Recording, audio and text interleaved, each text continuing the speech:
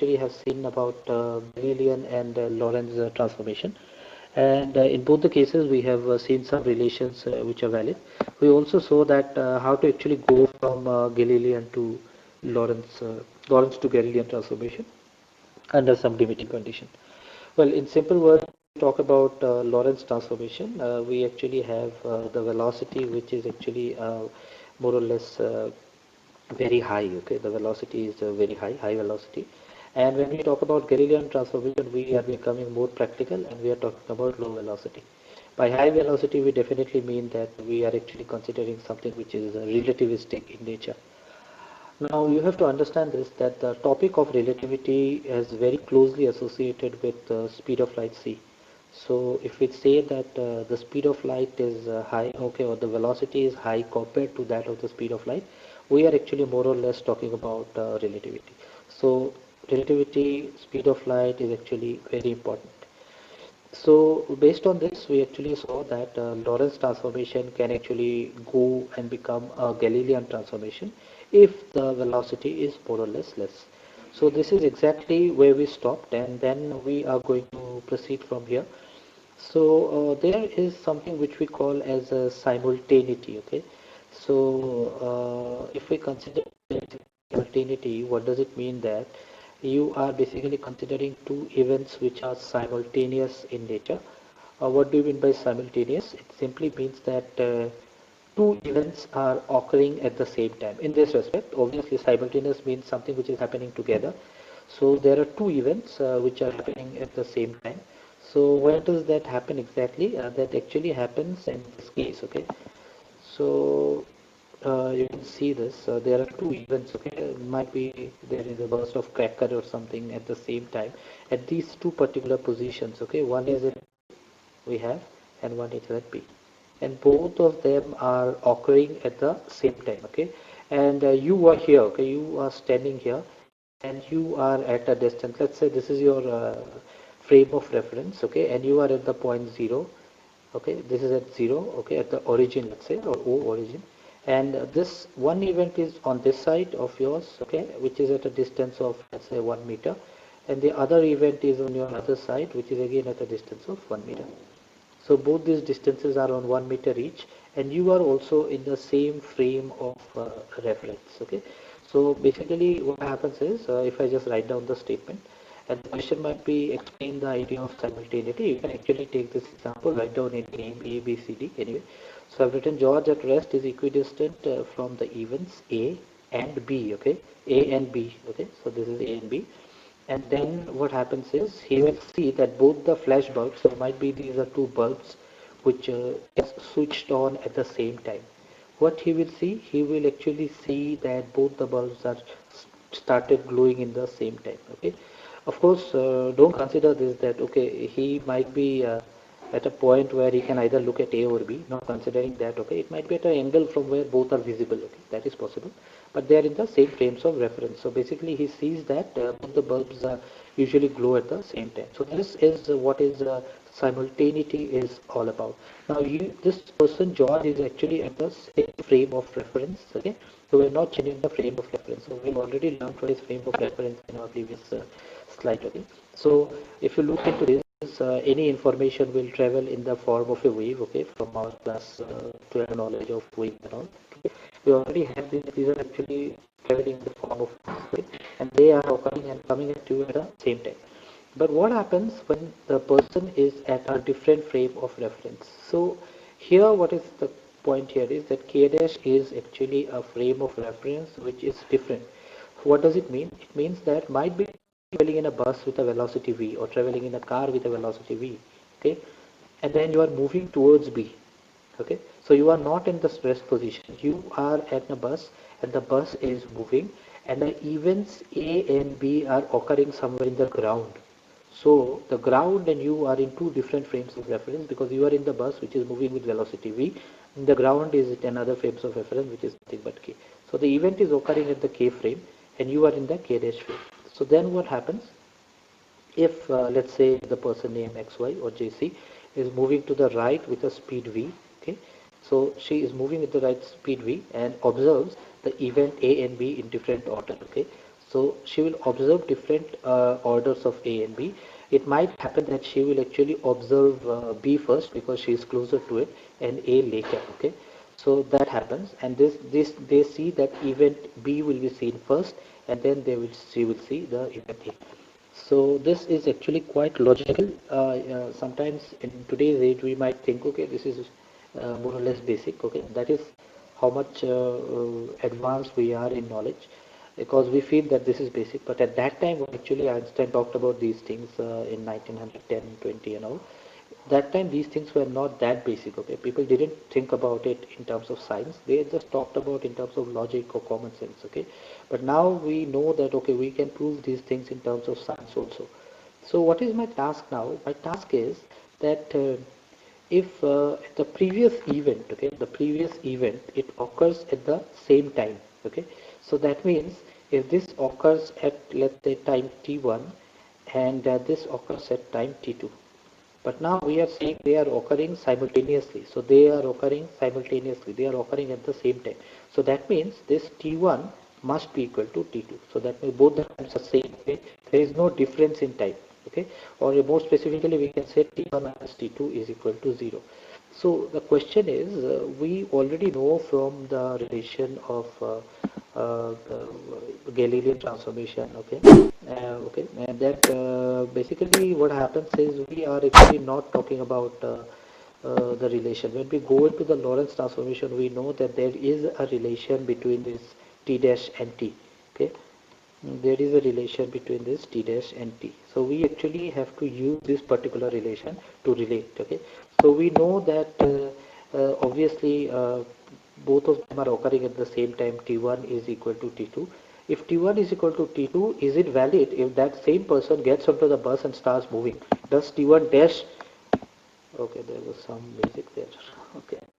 So is it valid that the person, when he or she gets into the bus, T1 dash also remains equal to T2 when the velocity is v?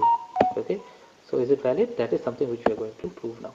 So what we observe here in this case is that now this is the principle of simultaneity. Okay, that might be a.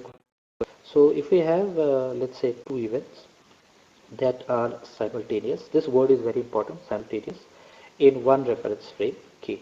So we have one reference frame K where George was standing, and they are occurring simultaneously. It does not necessarily mean that the event will be simultaneous in another reference frame K dash. So that means the second case when JC actually was in the bus and bus was moving with a velocity v. Okay, so this does not mean that they will be simultaneous in another frames of reference, and this is what is called the principle of simultaneity. So moving with respect to the first frame. So this is important, and this is what might be a 2-mark question. And if someone asks you or I ask you basically to explain, okay, then you can use the previous example, and that might be a 3 marks or 4 marks question. Okay, simple. So what does it mean? That each coordinate system will have its own clock. Okay, these coordinate systems will each have its own clock. Now clock is a very important part of relativity, or when we are talking about something related with time frame. Okay, it's very important. So that means that if you are actually holding a clock and you are in the same frame of reference, the timing that your clock shows will be different from what the timing that a clock shows which is on a moving frame of reference. And that is also what is related with time dilation, which we are going to study. Okay, so if you just keep aside your syllables and try to think about this, these things are actually very, very interesting. Okay, so I hope some point you actually find these things more interesting and beyond your examination and syllabus. Okay, let's try to prove that T1 and T2, if they are equal, doesn't necessarily mean that T1 and T1 dash are equal. So that is obviously not that fact. So the thing is T1 and T2 are equal. So if we can say that there are two events which are occurring simultaneously. Okay, so we have got event 1, and then this event is occurring at a point, let's say P1. You can consider any point P1 on the system which has got an X, Y, and Z axis, and of course the time is there. Don't worry, even if you don't draw a figure, this is fine. And then there is an event 2 which occurs at level P2, and this is having the coordinates x2, y2, z2, and t2. So in general, if we want to write down, okay, sorry. So in general, if you want to write down this, draw this coordinate, this is something like this, okay. So if we have this coordinates, you might have P1 here, okay, you might have P1 here, and then you might have another P1, event P2 here, okay. So this is P1 and P2, two events which are occurring at the same time. Might be flashing of a bulb at two different positions, and you are might be somewhere here. You are somewhere here, okay. So then this is what is measured by at point 2. You don't really need to draw this figure if asked, because it's quite obvious, okay. And then we are considering them a simultaneous event. So obviously T1 minus T2 is 0. Okay? So T1 minus T2 will more or less become 0, or T1 is equal to T2. So this is what is important. Okay? And then what happens is we are actually considering another frame of reference. Now you were at that position O. Now you might be in another frame of reference which is moving, and your position might be O dash, okay, and then that frame might be S dash. You can write down K dash, S dash, whatever, okay, don't get confused, it's just a notation, anything is okay, there is no such convention as such. So we can actually consider with the observer at O dash. So now we have the observer at the point O dash, and if you have a different frame of reference S dash. Now the coordinates are obviously different, because when we actually measure, I think this is clear to you, when we actually measure the point P1 from this particular point, we have got point x1 here, we've got a point y1 here, and this is coming out of the plane of the paper. There will be a point. If you are here, it is a different frame of reference altogether, O dash, okay, this is altogether a different frames of reference. You're definitely not going to have the same set of coordinates, right? This distance is going to be somewhere different if you consider this point. So this will be x1 dash, xy1, y dash, and z dash, and so on. So obviously the coordinate systems will change, and that's why we write down this as x1 dash, y1 z dash, z1 dash, and p1 dash. So this is my point p1, and this is my point p2. Now let's write down the relation, okay, and let's use Lorentz transformation. So we are not using the inverse transformation for the simple reason that we are actually interested in finding out what is T1 dash in terms of T1, and then what is T2 dash in terms of T2. It is very important because since we all are actually related with science, okay, and you are doing your engineering, I've done my physics. What I have realized that it is very important that before you actually start solving any kind of problem, the aim should be very clear to you, that what exactly you are trying to achieve. So in this particular problem, what we are trying to achieve is that we know that T1 minus T2 is equal to 0. The question is T1 dash minus T2 dash also equal to 0? That is what I am trying to achieve. So in order to do that, you have to write down T1 dash in terms of T1, and of course T2 dash in terms of T2, right? So this is important. So if we use our Lorentz transformation, we can actually use this relation. So as I told you, this is of time importance. You have to remember this relation, very important. You can always remember it in terms of some shortcut relation, like use gamma or beta as a symbol, which you find in books if you're following any right now. And then we can actually write down this relation. So we have these, okay. Please don't mix up the minus and the plus, then that will give you wrong answers and you won't be able to score your marks. And something also important, if you are considering the T1, then it is always related with the Y1, T1 and X1 and so on, okay. We are not writing down X1 and Y1 and all because we are not interested. We are interested in only finding out the connection with time. So let's do this sum. I think it's not very difficult, okay. So you can see this, I have just written T1 2 dash minus T1 dash. You can take it the other way also, okay, it doesn't matter, there won't be any kind of mistakes, okay. So if I just take T1 dash minus T2 dash and do the maths, normal algebra, okay, you're all expert in that, don't worry. So you can just put it, okay, and just do it, some few more extra, it doesn't harm, but I've just kept it short. This T2 minus T1 divided by 1 by V square by C square minus V divided by C square into X2 minus X1, and then this remains. Now what I know is T1 is equal to T2, so T2 minus T1 will more or less become 0. So this part more or less vanishes, so this is not there. So this becomes 0. Now if this basically becomes 0, I have got only one term there, okay. So if I have only one term, means this is not. So we have got this term minus V by C square x2 minus x1 divided by root over 1 minus V square by C square. I have one very simple tip for you, okay, although I don't really suggest it, but let's keep it, okay. Okay, this will be a dash here. So let's keep this tip. Whenever you are actually deriving anything, It's actually a good practice. Well, technically it's not, but in general, if you want to make sure that you score good marks in your exam, it's usually a good practice to remember your final answer, so that when you're deriving and finding out the final answer, you know that this is correct, okay? And then you don't lose any kind of marks. Okay? Follow that idea in any kind of exams that you're giving, okay? Usually helps in descriptive questions. So what happens is, this is the relation that I'm getting. Don't miss the minus sign, okay? And then I see that this is not zero. The question is, why not zero? Because v is a velocity, okay, which is might be comparable to c, but obviously this is not zero, so it is moving, so it is not zero. So this is having some value. V square by c square is also having some kind of value. Okay, so this is also not zero. What about x2 minus x1? Now, as I told you in the previous slide, that x2 minus x1 means they are occurring at two different positions. Okay, so you have x1 here, let's say, and x2 is here. So if we consider x2 minus x1, there is some value. So obviously that is also not zero. So that means that if this is not zero, t2 minus t2 dash minus 0 cannot be equal to 0. So they are not 0. So what can we prove? The simple idea here is that the events at P1 and P2 are simultaneous for an observer at O. So they are simultaneous for an observer at O. That means T1 is equal to T2 is equal to 0. And then if they has to be simultaneous in another frame of reference, let's say we are observing it from S dash or O dash, that point it is not simultaneous. Okay, that means the value of T1 minus T1 dash T2 dash minus T1 dash or T1 dash minus T2 dash is actually not equal to 0.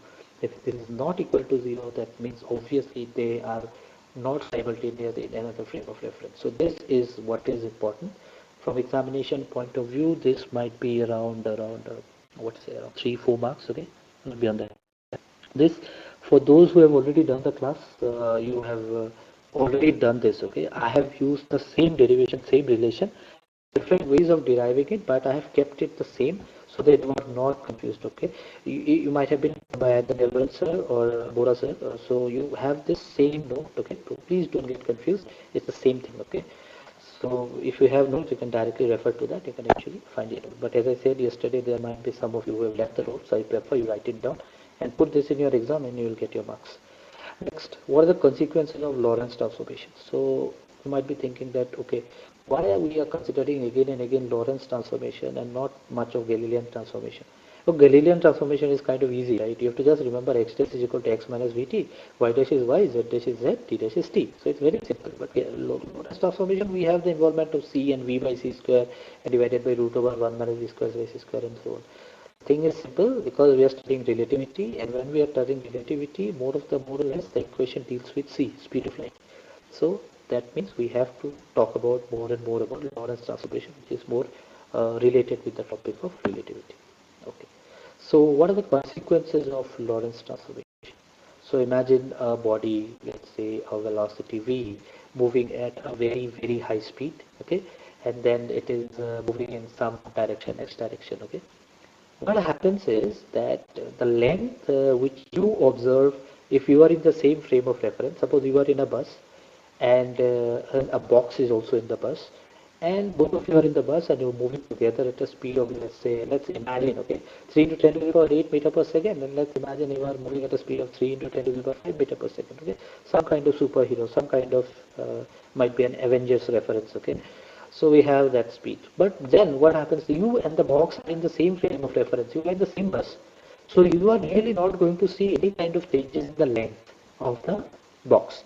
But what happens if you are in a different bus which is moving at a speed of, let's say, 3 into 10 to the power 5, and the other bus on which the box is, it's moving at a speed of 3 into 10 to the power 7, then you will see that that box is moving very fast. You might be even lesser, okay, and then you will see that there is some kind of change in the length, and it will appear to you that the length that you are observing is shorter compared to the actual length of the box. And this is what is length contraction is all about. Okay, so if you are confused, try to remember it very practically from frames of reference. Imagine you are in a bus and you are in a different bus and the box is in a different bus, these kind of ideas.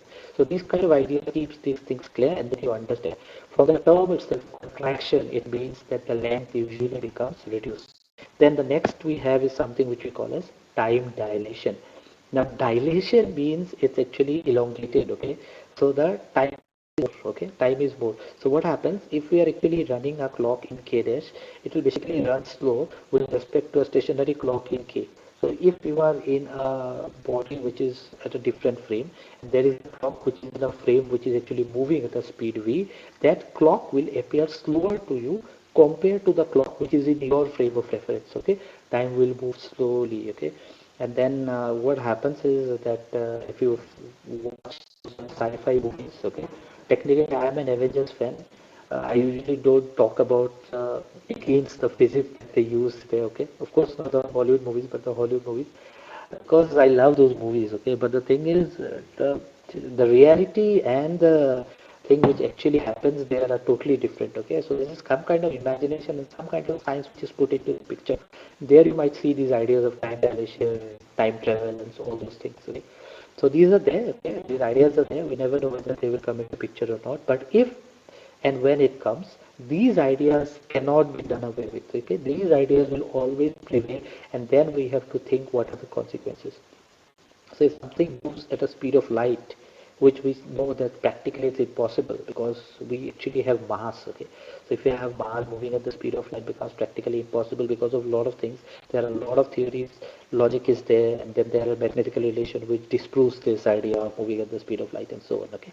So all these things which you usually read with Lorentz transformation and relativity and so on. So we actually can just one more topic here, length contraction. Okay, and let's try to derive this relation for length contraction. Okay, and we will stop here because I'm actually doing it on a PowerPoint presentation. Usually we have a lot of things to actually digest. I'm not taking any time to write on the board, so it usually saves a lot of time. But in that way, we are actually learning a much more. Okay, in a single class. So what is the length contraction? So I've just drawn this figure on a page and then scanned it thanks to my wonderful handwriting using the mouse. So I thought, okay, this will be a better option. So what happens is this is the bus, okay, which is moving. This is that bus which is moving, and you are here, and then you observe something, and then this is the bus which is not moving. Might be this is stationary, and then you are observing the same length from this particular point. Okay, so the idea is very simple. L naught, which is actually nothing but the length, actual length, okay, is nothing but let's say x2 minus x1 dash. Okay. On the other hand, L will be nothing but x2 minus x1. Okay. So if you are in this frame or this frame, depends on which frame you are. Okay. And then what we can do is we can write down what is, this is very mathematical, okay, very simple. We can write down what is x1 dash in terms of x1 using the Lorentz transformation, and then we can actually use this particular relation, and then we can of course write down what is x2 dash. Okay, so we can write down x1 dash at x2 dash. Please remember this is divided by c square in terms of time when we consider time. Okay, but we are considering position here because we are interested in measuring the length and not the time. So this is very logical that which relation you are going to use when. So if you are studying time dilation, you are going to use the relation of time which is mentioned in Lorentz transformation. But here we are measuring distance, so we are using the relation of x1 dash. Is the condition so ideal that only there will be a change in x1, okay, or there is no change in y1 or z1? Well, that might be there, y1 and z1, but we are not considering that because we have tried to make things simple and basic now. Okay. So what happens is we have got x1 dash is equal to x1 minus v2 by this, and x2 dash is equal to this, and then we can actually find out what is L naught by putting the relation. So we can find out what is L naught. So what is this L naught? L naught is the length which is here, and we are trying to measure this length from this frame of reference and trying to see what happens. So what we are going to do is we are going to write down x2 dash minus x1 dash in terms of x1 and x2. Okay, x1 and x2. Sorry, x1 and x2. So we have this, and we can take this particular relation, subtract this from here, take the numerator common, and then we can actually have VT which gets cancelled, and finally we have got this relation. This is a very simple derivation if you remember Lorentz transformation. And then what is this x2 minus x1? This is nothing but the length that you see or observe, okay, from your moving frame, from your own frame of reference. So if you are in that stationary bus, what is the length I'm measuring? That's the L. So we have this relation, then I have to write it down in terms of L naught. So this side actually we had L naught, right? So we have L naught.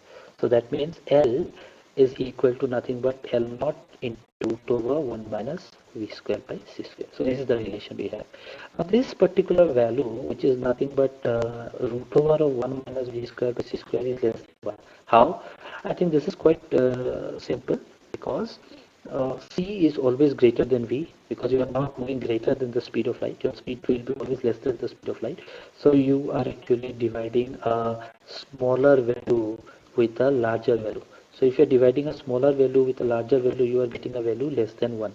Okay, and then if you are taking root over of, let's say, 1 minus some value which is, let's say, less than 1, let's say 0.